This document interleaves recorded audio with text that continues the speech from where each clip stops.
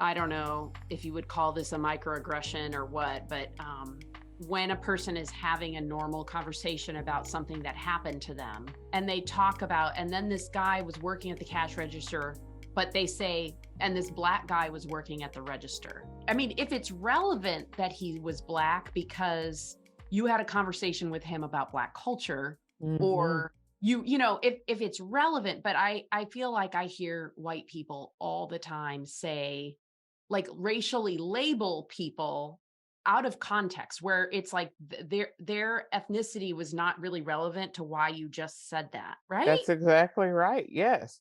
Because are you saying, well, I was talking to this white lady and the white lady said, right? But no, when it's a minority, and it's typically when it's a minority, Yeah. when people want to bring up color. And again, that's a bias that a lot of people don't have an awareness about. It does come up in groups. And oh, here's one. You ask about something unsafe.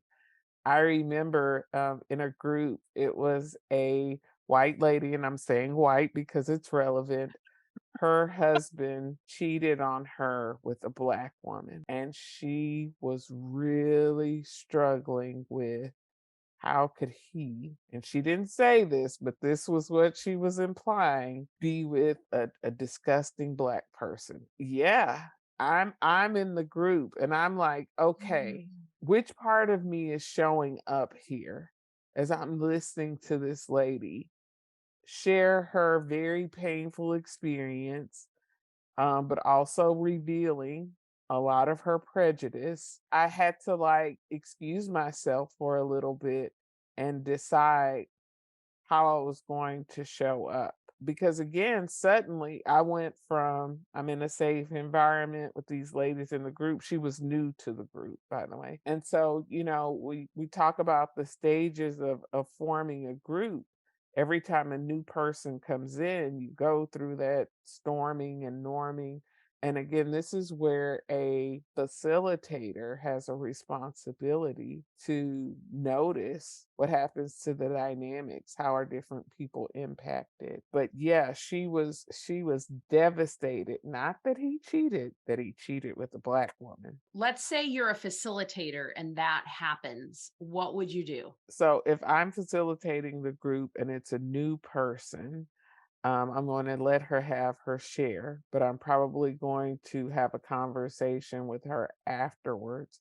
And I'm going to check in with the other people in the group, because you can't sit in on a conversation like that and not be impacted, right? And it might be time, this is hard to say because there's no like recipe, and that's what people want. But I'm gonna have to check the temperature of the group. If it feels like it's disrupting the flow of the group, I might have to stop the group and say, okay, something just came up, right? We heard that in your share, and I understand that you're hurting. And it's also important to consider that we want this to be a safe space for everyone. Mhm. So, that might be something for her to explore.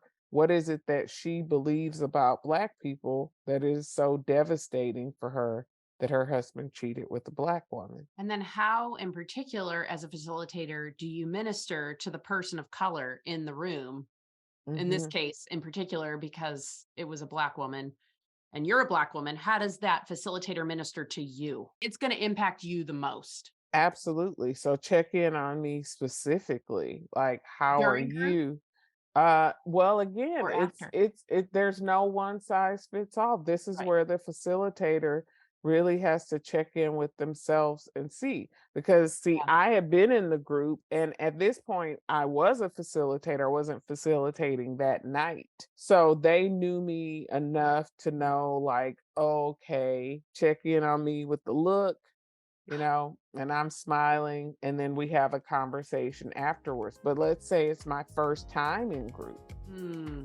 and I haven't been there before either, then we might need to stop the group right then and check on me, right? To show me that her pain is not more important than my safety.